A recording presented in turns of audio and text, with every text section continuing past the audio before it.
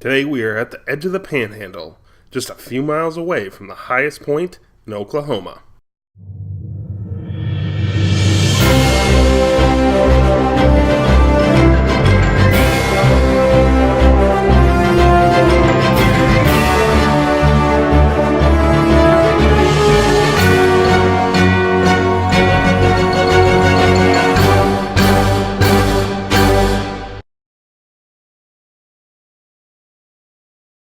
Hi, I'm Skye Marthaler. Welcome to another episode of Rooftops of America. Today, we're at Black Mesa Preserve and heading up to the highest point of the Sooner State. Located in Cimarron County, Black Mesa lies on the western edge of the Oklahoma Panhandle. Formed 180 million years ago, the mesa stretches through Colorado and New Mexico before terminating in Oklahoma. The black pumice soil and rocks give the mesa its name. The mesa was formed by lava flows from Piney Mountain in nearby Colorado.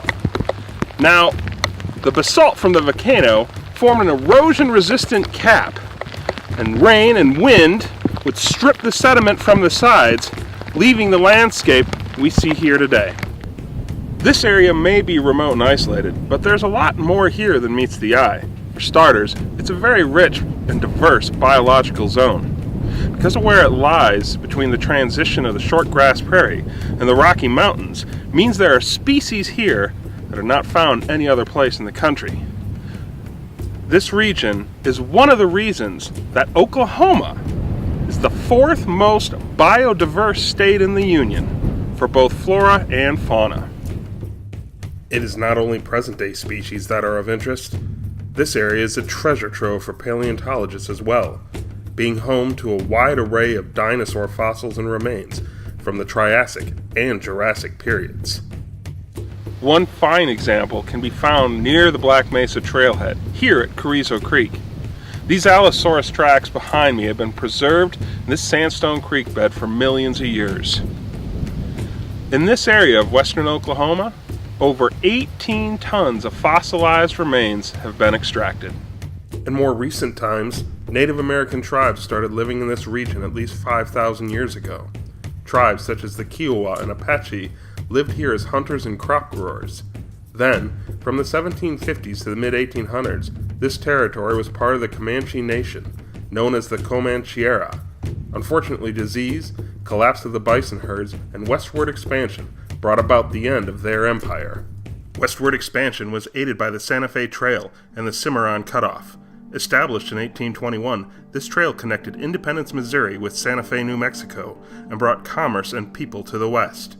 At Autograph Rock in nearby Boise City, you can still see the names of travelers who passed this way. Once the railway line was built, the trail fell into disuse. Now, it was the creation of Texas and Kansas that created the Wild West history of this region. The buffer between the slave state and the free state created a veritable no man's land and outlaw haven. In fact, this area was so lacking in law enforcement that the outlaws built a fort called Robber's Roost. Now, this wasn't some random shack in the wilderness. This is a true blue fortification with 30-inch walls, gun ports, a blacksmith. They even had a piano and a bar for entertainment. As for outlaws, of particular notoriety was Blackjack Ketchum. He roamed these parts in the late 1800s and earned his reputation as a train robber, thief, and killer. Ketchum's luck would run out in 1899 when he was caught after an unsuccessful train robbery.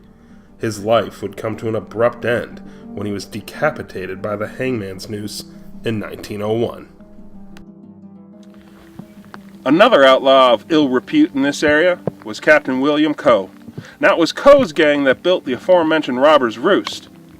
Coe got his reputation as a horse thief and a cattle rustler, and after a botched raid where several ranchers were murdered, he ended up on the most wanted list, the U.S. Army, in hot pursuit.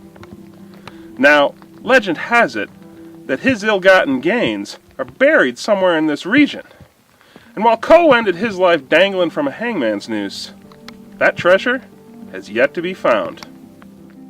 Eventually, as miners and ranchers populated the area, effective law enforcement came with it. Nowadays, the region is a lot more quiet, but its untamed reputation remains. These days, this area is known as a geological wonder in North America, and the Oklahoma Nature Conservancy and Black Mesa State Park have taken steps to ensure that this area is protected and preserved for future generations. There are a few tips when visiting this area. As stated before, it is remote. Make sure you have plenty of gas in the tank before venturing out here. Also, keep in mind it is illegal to camp in the preserve itself. A couple quick words of advice about getting to this high point. Normally, this is a sunny, dry area, so you'd want to bring a floppy hat, dress appropriately, make sure you're wearing sunscreen. Also, this is rattlesnake country, so make sure to keep an eye out for them. Sometimes, though, the weather is completely unexpected, because today it's raining, so make sure you bring your rain jacket, because you never know what's going to happen out here. So, to get to the high point, it's just a 4.2 mile hike down this well-marked trail behind me. Let's get hiking. The first part of the hike is easy, as you cross the flatlands on an old jeep trail.